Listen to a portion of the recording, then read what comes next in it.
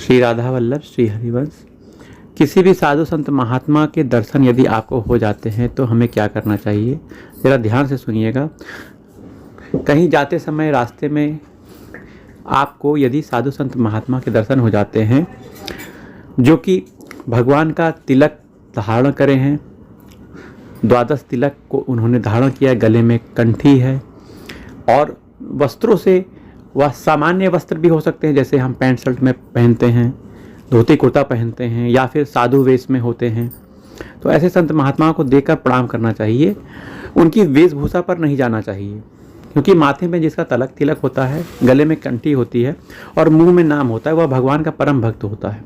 तो ऐसे संत महात्माओं के दर्शन आपको बहुत कृपा से होते हैं। ऐसे संत के दर्शन से आपके बहुत से पाप दूर हो जाते हैं। संत दर्शन मात्र से बहुत पाप दूर होते हैं। तो ऐसे संत महात्माओं को हमें प्रणाम करना चाहिए, चाहे आप साष्टांग प्रणाम कर सकते हैं या फिर आप पंचांग प्रणाम कर सकते हैं या आप झुक कर उन्हें प्रणाम कर सकते हैं।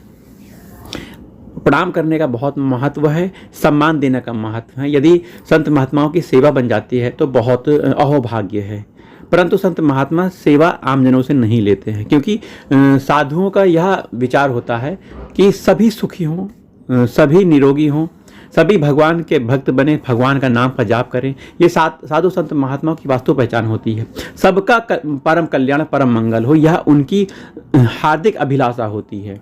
तो साधु संत महात्माओं के दर्शन करने से उन्हें जरूर प्रणाम करें और समाज में फैली हुई उन कुरीतियों से बचें, उन बुराइयों से बचें जो साधु संत महात्माओं को बुरा कहते हैं। क्योंकि कुछ लोगों ने साधु संत महात्माओं के वेशभूषा को धारण करके साधु संत महात्माओं का बहुत अपमान और बहुत तिरस्कार किया है और करवाया है। क्योंकि ऐसे संत सामान्य जन जो कि गलत कार्य करते हैं और साधु संत महात्माओं का वेश धारण करके उनके मार्ग में चलना चाहते हैं, परंतु उनकी हृदय की स्थिति, आंतरिक स्थिति भगवत प्राप्ति की न होकर संसार की वस्तु पदार्थ की प्राप्ति की होती है।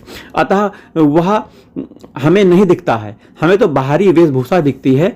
हमें केवल बाहरी वेशभूषा देखकर उस संत महात्माओं को प्रणाम करना चाहिए। अब यह उसकी स्थिति है, उस सामने वाले साधु संत महात्मा की स्थिति की वह अच्छा कार्य कर रहा है कि गलत कार्य कर रहा है। हमें उस तिलक का सम्मान करना है, उस कंठी का सम्मान करना है जो हमें उसके सर में दिख रहा है, उसके गले में दिख रहा है, क्योंकि यह भगवान का चिन्ह है, भगवान की सेवा का, भगवान के भक्त होने का चिन्ह है। अगर किसी भी साधु संत महात्मा ने यह लगाया है तो हमें प्रणाम करना है। अब वह गलत कर रहा है, वह गलत कर रहा है, वह विचार कर रहा है, भ्रष्टाचार कर रहा है, गलत संदेश समाज को पहुंचा रहा है, लोगों को ठग रहा है, तो यह भगवान उसका हिसाब करेंगे। आपको हिसाब करने की जरूरत नहीं है। वह एक दिन किसी न किसी रूप में पकड़ा जाएगा, क्योंकि आंतरिक स्थिति, आंतरिक भाव और आंतरिक साधना की स्थिति उसकी नहीं है, इसलिए वह कभी न कभी तो पकड़े जाएगा और वह दंड का पात्र होगा, इस जीवन में भी और शरीर छोड़ने के बाद भी। हमने यदि वास्तविक संत महात्माओं को देखकर इन्हीं जो झूठे संत महात्मा, जो वेशधारी संत महात्मा हैं, उनका हमने उनके जैसा व्यवहार किया तो ये हमारे लिए अपराध होगा, क्योंकि हमने वास्तविक संत महात्माओं को भी उन्हीं कैटेगरी में डाल दिया।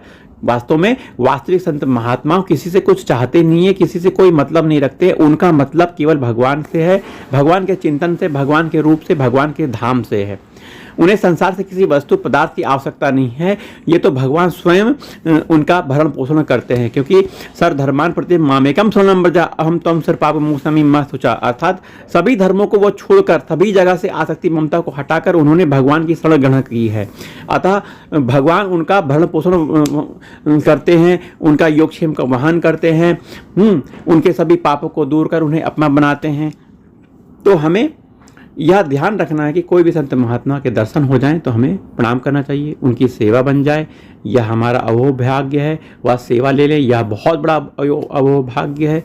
यह अपने भगवान की अहेतु की कृपा हमें माननी चाहिए। जय जय राधा वल्लभ श्री हरिवंश, श्री वृंदावन, श्री वंजन। जय जय श्री राधा।